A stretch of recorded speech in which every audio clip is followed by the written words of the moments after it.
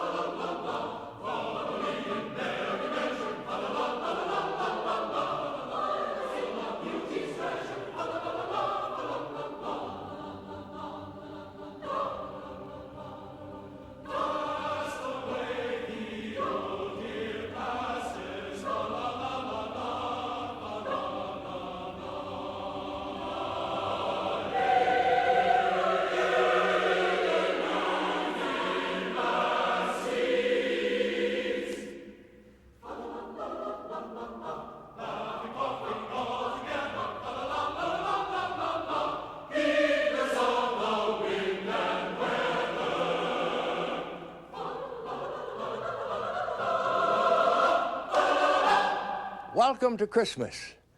This is a very special Christmas because it was created by Norman Rockwell. Norman Rockwell has become America's most popular and beloved artist. In a recent poll, people were asked, would you rather have a Rembrandt, a Picasso, or a Rockwell for your home? Nearly everyone chose Mr. Rockwell. I think we love Rockwell because he painted ordinary people doing everyday things. They're pictures we can identify with, but he had a special touch because to him, no one was ordinary. Each person was special in his own way. And he felt that folks were at their special best at holidays, particularly at his favorite holiday, Christmas. So, gather the family around while we enjoy the warmth and the love and the humor of a Norman Rockwell Christmas.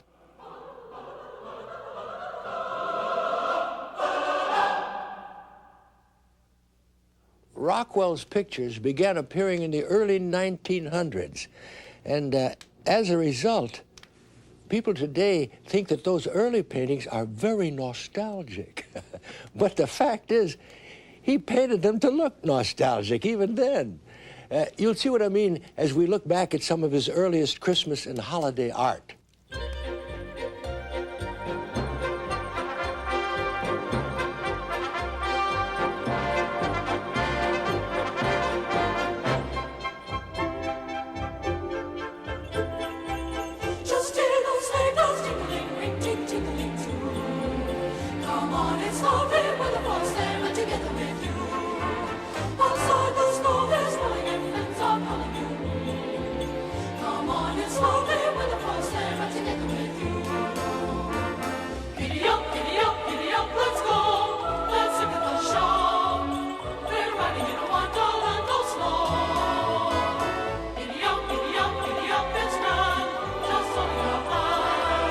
We're cutting along with the song of a victory, very little more.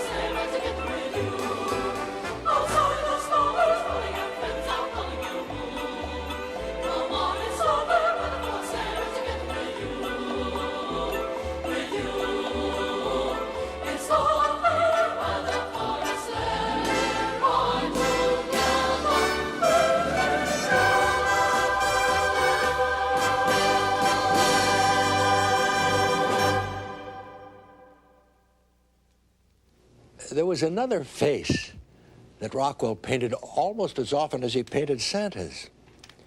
His own. Just as Alfred Hitchcock made unannounced appearances in his movies, Mr. Rockwell included himself in many of his paintings. Now, here he is in the famous triple self-portrait.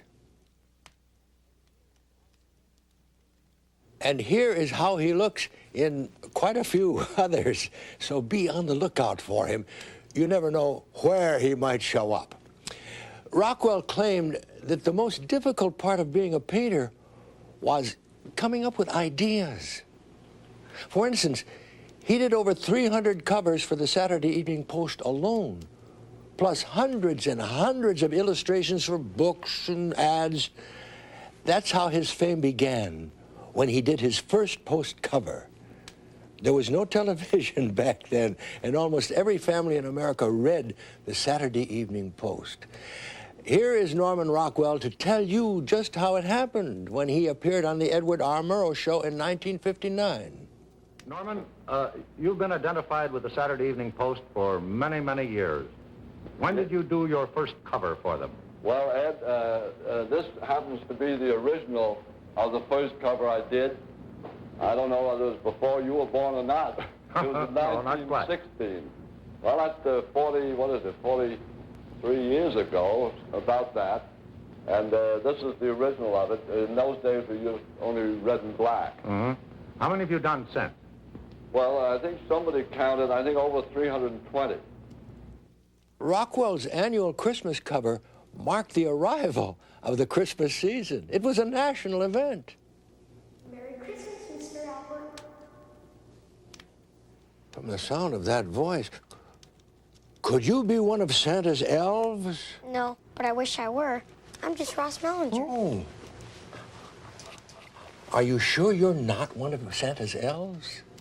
No, I'm not really. I'm just Ross. Ross Malinger? Well, I've been seeing you on television and in the movies. How long have you been acting? Since I was 5. 5? How old are you now? 8. 8? Wow. Let's see, you've been at it over 3 years. You're getting to be an old pro, huh? Well, not as old as you are, Mr. Albert. Nobody is as old as I am. Oh, except maybe Santa Claus. And you're almost as famous as he is. Well, speaking of famous, let's get back to what made Mr. Rockwell famous. Now, here is one of his best-known Christmas covers, Union Station. It was 1944, and the train stations were crowded with servicemen, and there was a song that said it all. I'll be home for Christmas.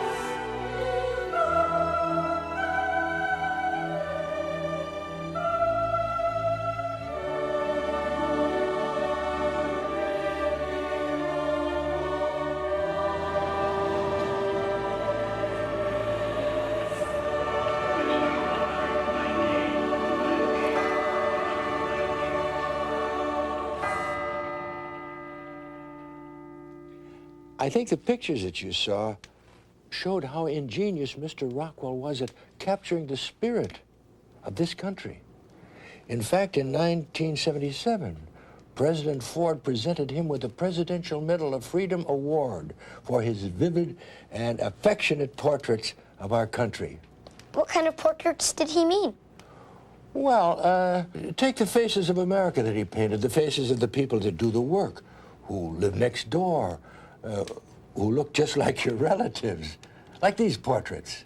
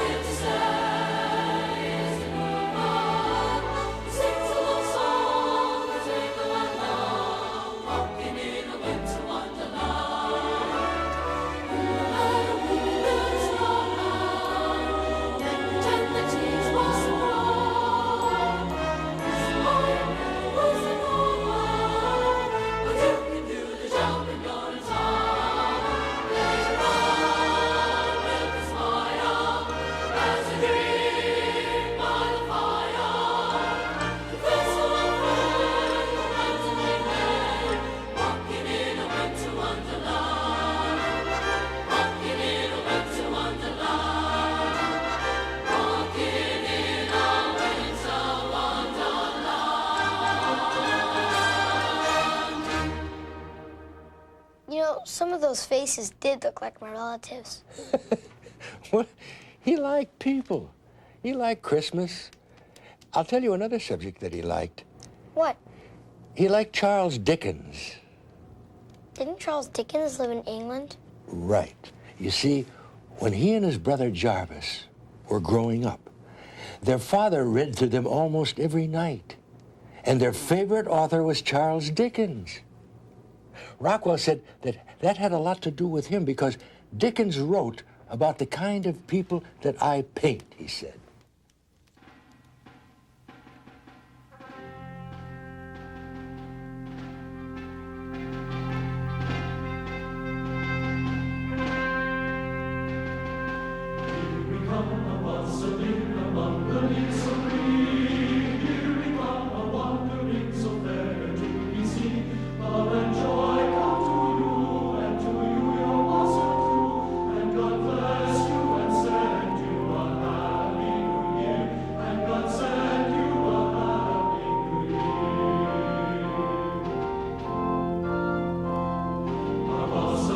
Is made of the rosemary tree, and so is your beer of the bell.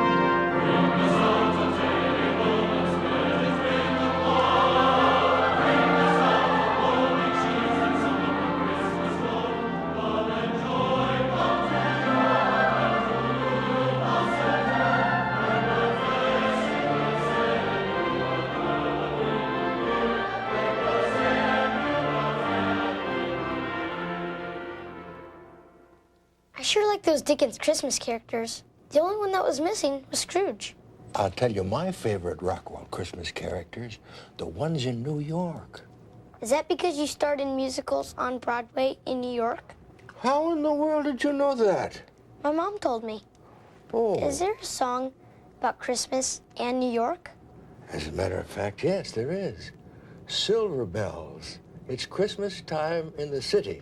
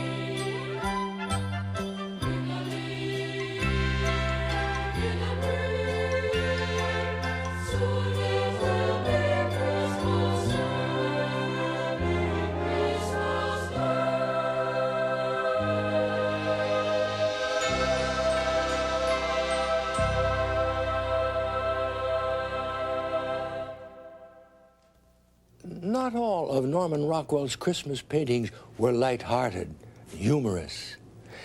His powerful images really were worth 1,000 words.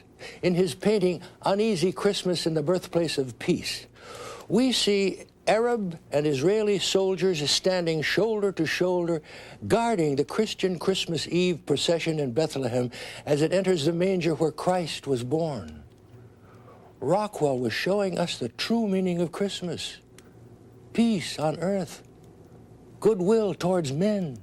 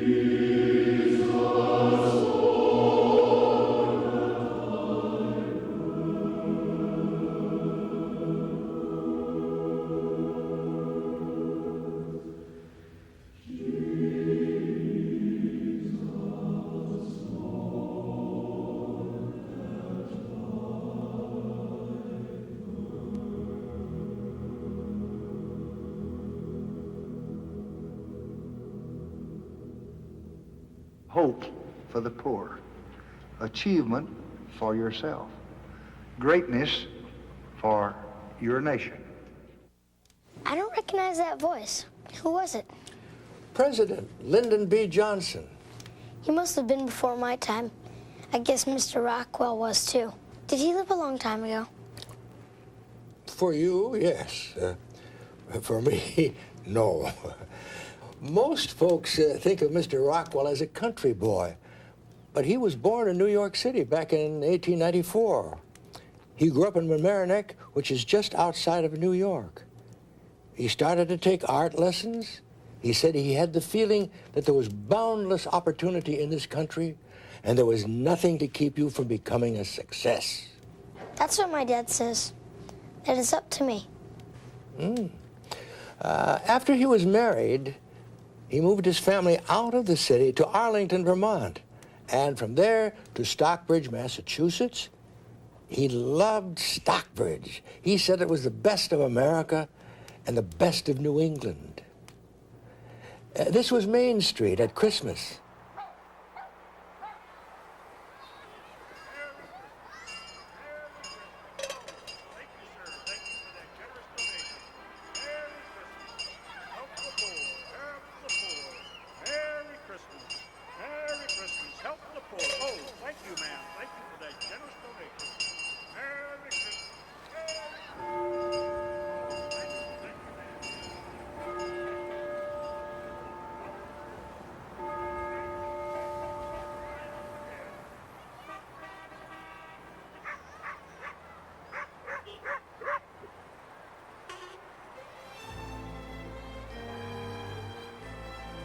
And this is the historic Red Lion Inn.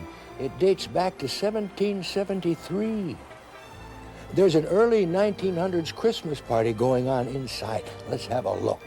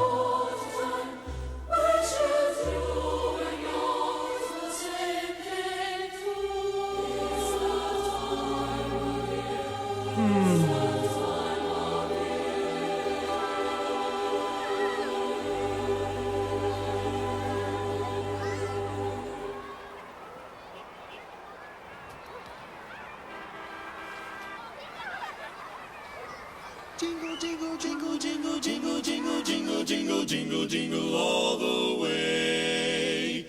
Now, here are the Christmas on Main Street characters in the 1920s. Laughing all the way, bells on bobtail ring, making spirits bright. What fun it is to ride and sing a sleighing song tonight. Jingle bells, jingle all the way. Oh, what fun it is to ride in a one-horse open sleigh. Oh, jingle bells, jingle all the way.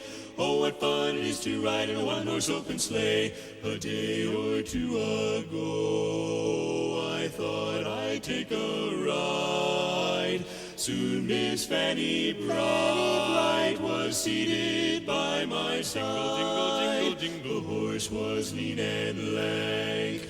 Misfortune seemed his lot. During Christmas in the 30s, the Stockbridge folks looked like this. Jingle, jingle, jingle, jingle, jingle, jingle, jingle, jingle all the way. Oh, what fun it is to ride in a one-horse open sleigh. Oh, jingle, jingle, jingle, jingle, jingle, jingle all the way. Oh, what fun it is to ride in a one-horse open sleigh. Dashing through the snow in a one-horse open sleigh. O'er the fields we go, laughing all the way. Bells on bobtail ring, making spirits bright. What fun it is to ride and sing a sleighing song tonight. Jingle bells, jingle all the way. Oh, what fun it is to ride in a one-horse open sleigh. A day or two ago, I thought I'd take a ride. Soon Miss Fanny Bright was seated by my side. Jingle, jingle, jingle, the horse was lean and lank. Misfortune seemed his lot. He got into a drifted bank, and we got upside. Jingle, jingle, jingle, jingle, jingle, jingle, jingle, jingle, jingle, jingle all the way. Oh, what fun it is to ride in a one-horse open sleigh. A one-horse open sleigh. Hey! Originally, the Rockwells lived above the general store, and he had the large window put in where the Christmas tree is so that he could watch the townsfolk walk by. He'd pick out the people that he wanted to use in his next painting.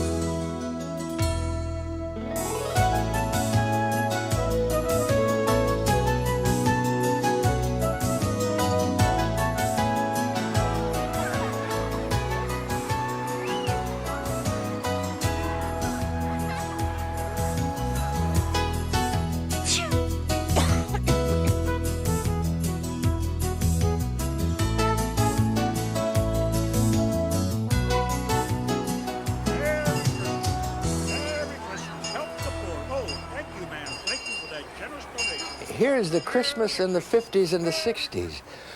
The meeting place in town was the drugstore. Whether it was a Christmas dance or a holiday runaway, everyone wound up at the soda fountain.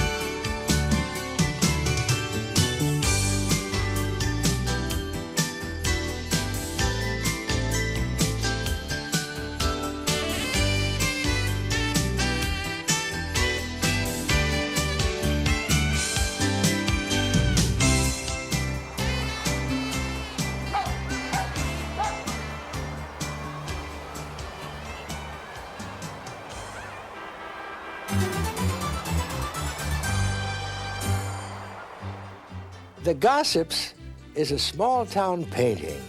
It took Rockwell 8 years to finish it. He couldn't figure out who the last couple should be. And then it came to him.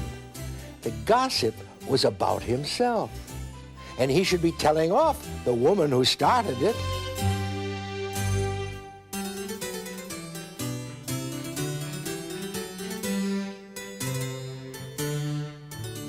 I think he said that there was no Santa Claus. And Rockwell never would have said anything like that. No wonder he told her off.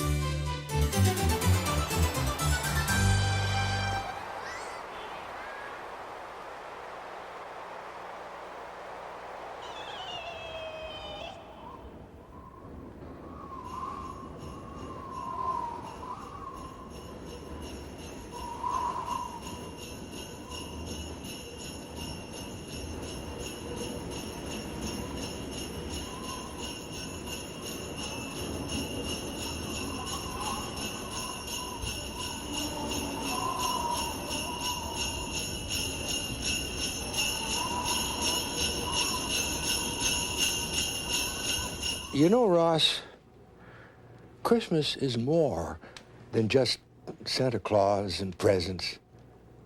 Christmas is a time of warmth and love and Thanksgiving. And now, people all over the world are able to give thanks at Christmas for some things that we have always taken for granted. Some things that Norman Rockwell memorialized for all time to come. The 4 freedoms. Freedom of speech, freedom of worship, freedom from want, and freedom of...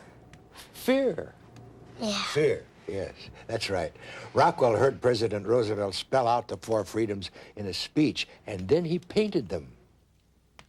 The first is freedom of speech and expression everywhere in the world. The second is freedom of every person to worship God in his own way everywhere in the world. The third is freedom from want, which translated into world terms means economic understandings which will secure to every nation a healthy, peacetime life for its inhabitants everywhere in the world.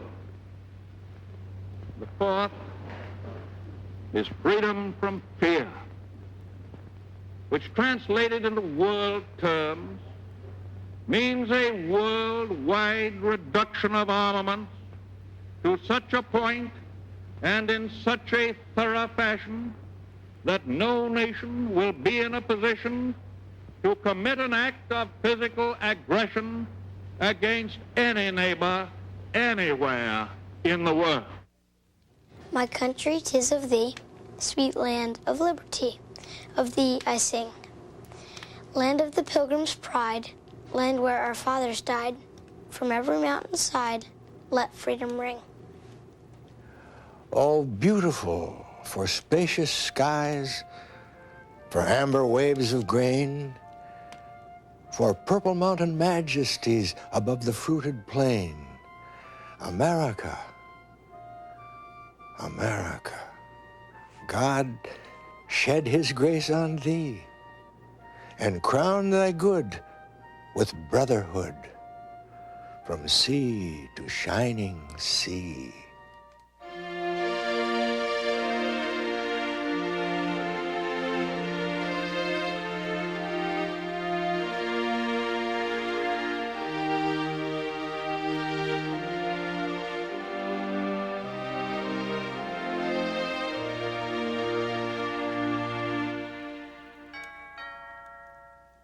That must be our guest. Ross, answer the door.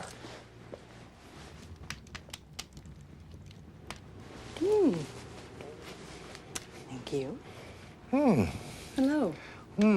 You're far too pretty to be one of Santa's elves.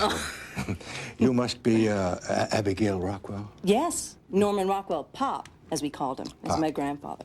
Please. I suppose everyone asks you if you paint. Oh, they always ask, but no, I'm an actress. And I'm here today to represent all of the Rockwell family. I'd like you to meet them as he painted them. This is my father, Tom Rockwell, and his brothers, Jerry and Peter. This is their mother, Mary. Here are all the Rockwell wives and grandchildren. Gail, my mother, and Cynthia, and... Wait a minute. Where are you? Well, unfortunately, I was the only grandchild not to have their portrait painted. I think I came along a little bit too late, I'm afraid. Say, are you busy after the show? Why, Ross. Oh. Well, no, I'm not, and I'd love to buy you an eggnog. Great. But before we go, I want to wish everybody a very Merry Christmas from all the Rockwells, and most especially from my grandfather. A very Merry, Merry Christmas from Norman Rockwell.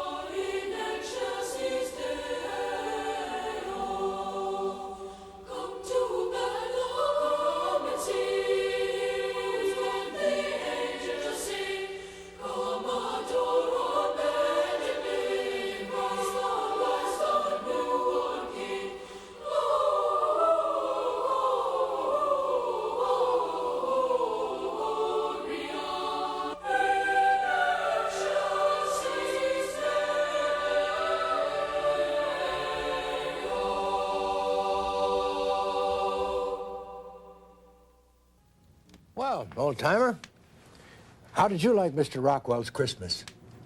Well, you know, Mr. Albert, I didn't even know that I liked art. Oh. But I sure do like Mr. Rockwell's. Yeah, it was wonderful to see all of his Christmas paintings. A lot of those are among my favorites. You know, you can see a lot of them at the new Rockwell Museum in Stockbridge, Massachusetts. Yeah. Ross, step up here, young man. Sit on my knee. Now tell me what you want for Christmas. All I want for Christmas is my two front teeth. All of you, Merry Christmas. A happy holiday. And a wonderful New Year.